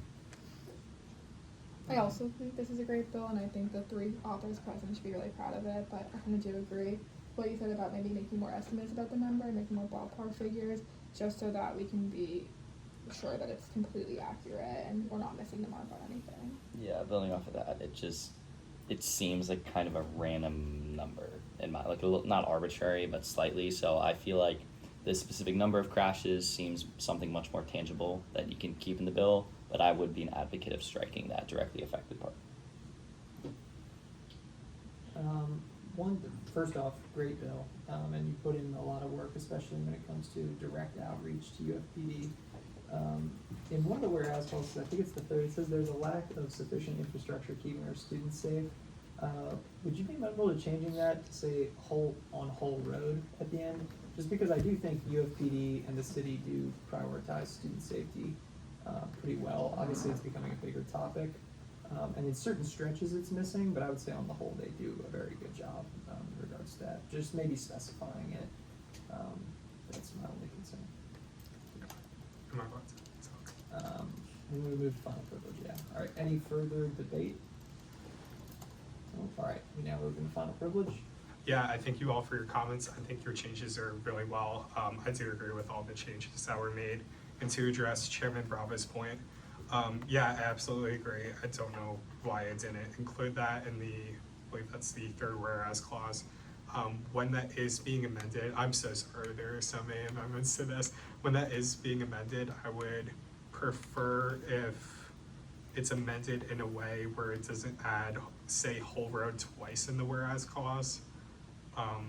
Maybe just with no speed bumps on that road, so we're not being redundant. Sure. And I wait the rest of my time. Thank you so much. We now move into motions. Do we hear any motions at this time? I move to amend SSB 2025-1154, in the fifth whereas clause, changing the last sentence to, there have been about 400 traffic crashes, and deleting directly affected 1,267 people, and the comma after crashes by unanimous consent. There's been a motion made to create changes to statistics involving traffic crashes and incidents in the fifth whereas clause of 1154 by unanimous consent. Are there any objections? Hearing none, the motion passes. Do I hear a motion in the third whereas clause to rephrase the sentence to say there's a lack of sufficient infrastructure on whole road keeping our students safe with no speed bumps in the vicinity of Southwest Recreation Center by unanimous consent? So moved. All right. Do I hear any objections? Hearing none, the motion passes.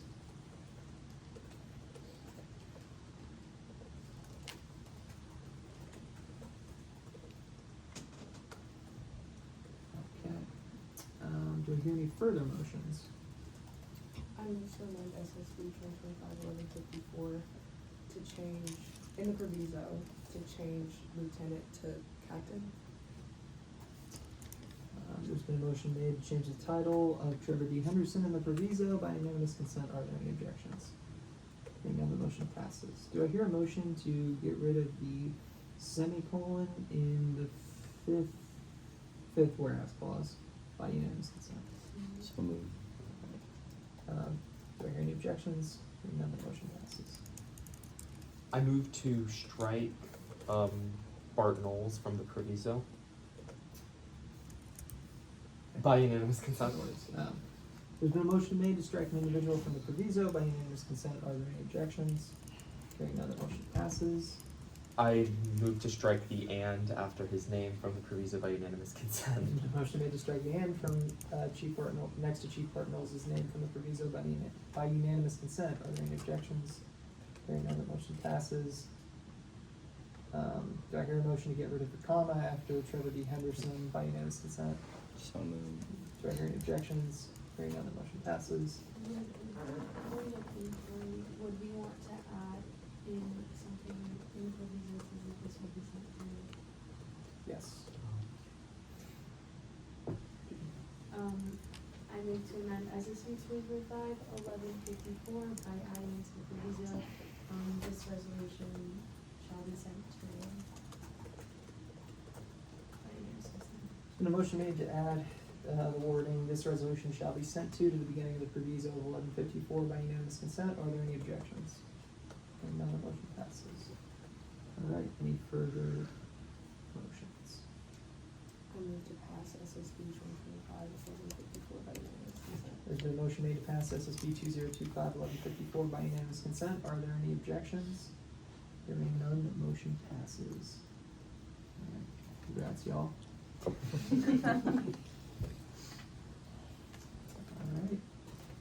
Okay, I do have one thing that we that I just saw. The fifth source is ChatGPT. oh, Or it well, says ChatGPT. It's like let's click on this. There's another ChatGPT. Yeah, it says, They might have just gotten the source and checked. Yeah, that's probably what it is. okay, yeah, it's on Axios Richmond, I mean. okay. Yeah, that just sometimes happens if you like ask chat to edit Like for sources. review source, yeah. Yeah. Yeah, funny enough, in an instance like that, we can't go back. We would have to amend it from before, so there's so really glad that was not ChatGPT. Alright, we now move into SSB 2025-1155, seeing as there is no author sponsor present. We will now move into debate. I will give everybody a couple minutes to read this, I should say.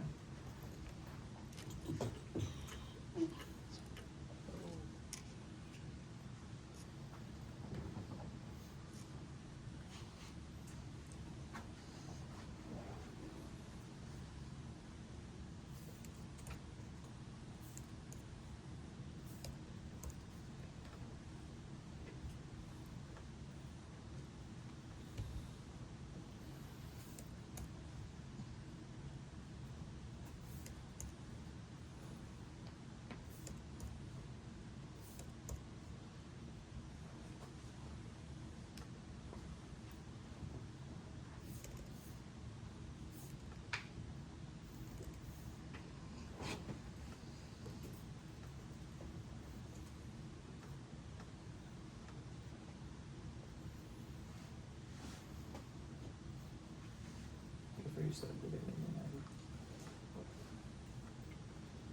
actually, sorry, I was gonna say, this one has actually more changes. It's given another, like, 30 seconds or so, or a minute.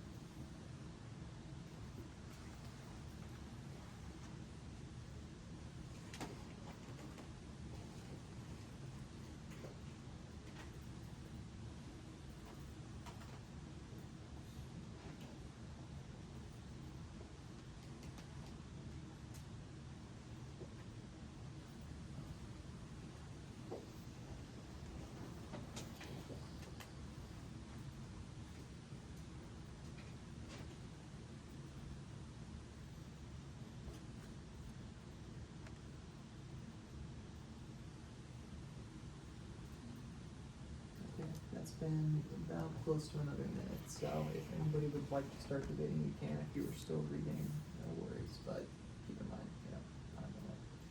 I'd like to say that I completely support this bill.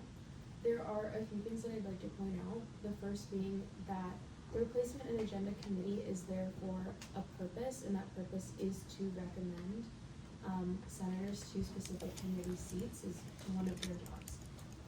And if a senator does not choose to apply through the replacement and agenda committee, especially, I don't think that they should be allowed to be recognized on the floor. These edits are ensuring that the people who are the most qualified and the most experienced are recommending senators to fill committee seats and committee chair seats. And I think that it makes sure that there's a formal process for appointing people to these positions, because if anyone is able to get elected off of the floor, I don't think that's necessarily fair to the people who went through that formal process of going through the replacement and agenda committee. Again, I think that they are the people who are the most qualified, and who know the best process, and it just makes it official. Yeah, I think it's kind of strange that we even have like this alternate backdoor approach of picking someone for these positions when we have the R&A committee specifically for this, and remove the bias because of the equal representation that is supposed to be within the RNA committee. So by having this as an alternative, just opens the floor to kind of a weird background. I'm gonna agree and disagree with certain parts of what you guys said. I think, to start with, I'm not sure how I feel about making it so the RNA committee is the one making the alternatives. Obviously, if we're at a point where the Senate is voting against what the RNA committee has recommended, I'm not sure I'm comfortable with limiting future recommendations from the RNA committee. I do agree with the idea that you had to have gone through the interview process to be considered. I don't think it should be, anyone can nominate anyone within the Senate, but I do believe some process of saying, like, these are the people who interviewed and allowing people to recommend them as an alternative without limiting it to RNA committee, I'm more comfortable with. I know in the past couple of years we've seen issues with the RNA committee be able to proceed, and so putting more effort on them to be productive, I think, is a limit. I'm also sort of concerned with the idea of the chairs of the Senate, of the chairs of the standing committees. Removing the line saying that they're going to hear the recommendations individually. I think these are the chairs of the committee. We should take them individually. And I think we already have that, unless agreed to by unanimous consent in there in case we agree on multiple of them. But I think giving them those 5 or so minutes to say, this is why I'm selected, this is why I think I'm equipped to lead this committee, I think is vital. And at the same point, the modified text to me is unclear. This is subsection E at the very bottom. Where it says if it's not, Okay, so he called time, so here's what I'll do, because we had about 2 minutes of reading the bill too. Is everyone okay if I lay the committee at rest, and then we'll do 2 minutes more of debate? I don't typically do this, and that's not standard operating procedure, but because, it's a longer bill, we needed time to read it, I'll add the time that we took to read it to our recess debate. Sound good? Alright. I move to lay the committee at rest until called back by chair at 3:08 p.m. okay.